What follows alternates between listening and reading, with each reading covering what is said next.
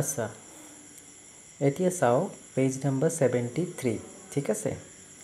তো এতিয়া দেখিবলৈ আহিছোঁ মই, তো যেটো হ'ব তো এইটো এতিয়া আলোচনা কৰা হ'ব, ঠিক আছে। তো চাবা, অৱশ্যে এই ক্ষেত্ৰত চীনে বিভিন্ন ধৰণৰ বাধাৰ সন্মুখীন হ'ল। তো চীনে কি হৈছে, বিভিন্ন ধৰণৰ বাধাৰ সন্মুখীন হৈছে চীন, ঠিক আছে।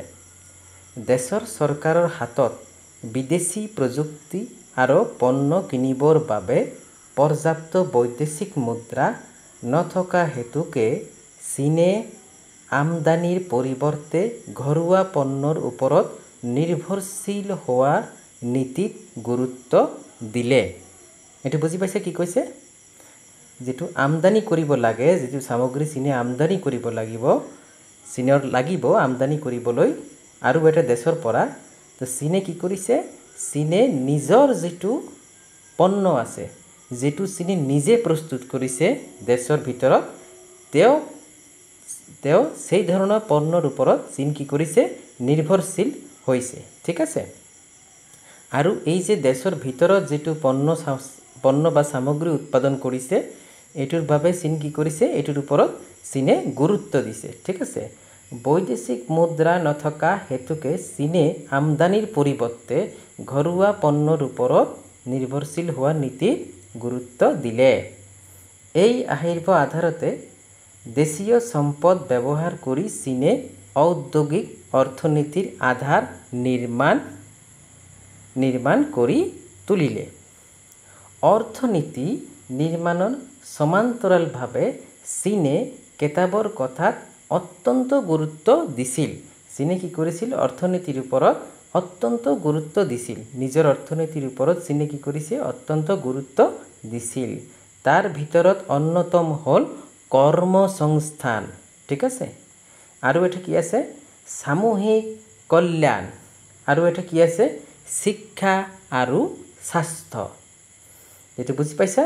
চীন এই যে কেতাবৰ কথাত চীন অত্যন্ত গুৰুত্ব দিছে। এই কেতাবৰ কথা কি আছে, প্ৰথমটো হ'ল কৰ্মসংস্থান, দ্বিতীয়টো হ'ল সামূহিক কল্যাণ, তৃতীয়টো হ'ল শিক্ষা আৰু চতুৰ্থটো হ'ল স্বাস্থ্য।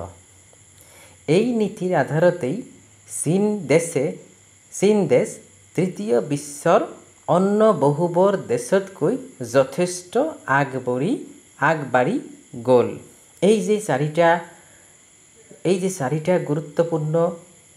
অন্যতম গুৰুত্বপূৰ্ণ যে কথাবিলাক আছে, চীনে এই চাৰিটা কথাত অত্যন্ত গুৰুত্ব দিছিল। তেওঁৰ কাৰণে কি হৈছে, চীন পৃথিৱীৰ এই যে বিশ্ব আছে, এই তৃতীয় বিশ্বৰ মাজত চীন কি কৰিছে, আগবঢ়াই গ'ল, ঠিক আছে, আগবাঢ়ি গ'ল। এই চাৰিটা কাৰণৰ লগতে কিয়ৰ কাৰণে চীন তৃতীয় বিশ্বত আগবাঢ়ি গ'ল, কিয়ৰ কাৰণে চীন আগবাঢ়ি গ'ল তৃতীয় বিশ্বৰ মাজত, কেনেকৈ আগবাঢ়ি গ'ল চীন, চাৰিটা কাৰণৰ কাৰণে, ঠিক আছে, চাৰিটা কাৰণে। এটা হ'ল কৰ্মসংস্থানত চীন ইম্পৰ্টেঞ্চ দিছে, আৰু এটা কিৰ কাৰণে দিছে, সামূহিক কল্যাণে চীন ইম্পৰ্টেঞ্চ দিছে, আৰু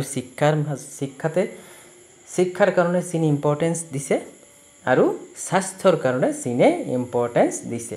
তেওঁৰ কাৰণে কি হৈছে, চীন তৃতীয় বিশ্বৰ অন্য বহুবোৰ দেশতকৈ যথেষ্ট আগবাঢ়ি গ'ল।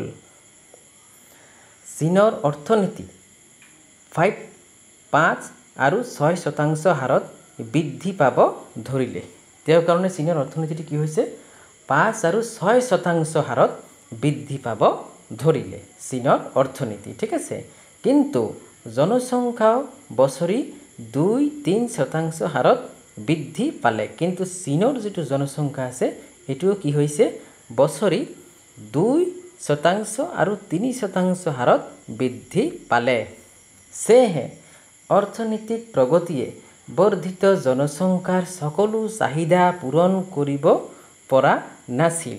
এই যে চীনৰ জনসংখ্যাটো বাঢ়িছে, তেওঁৰ কাৰণে কি হয়, চীনৰ অৰ্থনীতি যেটো আছিল, এইটো চীনৰ যে জনসংখ্যাৰ যে সকলো চাহিদা, এইটো পূৰণ কৰিব পৰা নাছিল।